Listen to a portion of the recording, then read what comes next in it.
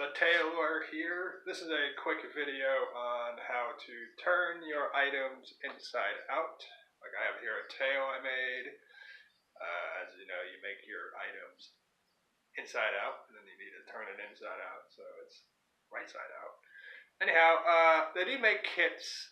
I think Drips makes one, but the tubes are really narrow, so they're not good for like fleece. So if you have like thick items you need to turn inside out, you can get a short PVC pipe from, like I said, Home Depot.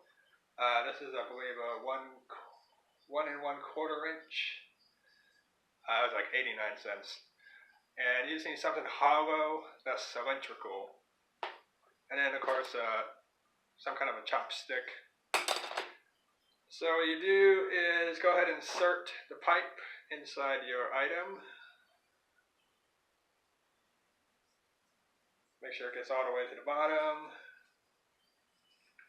And you can just stick your finger in and just get it started. And then use your stick and then shove it in, pull out your, just kind of like that, and then you can just pull out the end here and just pull it all the way out. And that's it. Just make sure if you have any sharp corners, you can just use the stick in there to make sure you get those nice and fluffed out. So there we go. Just pop out the stick, and that's it.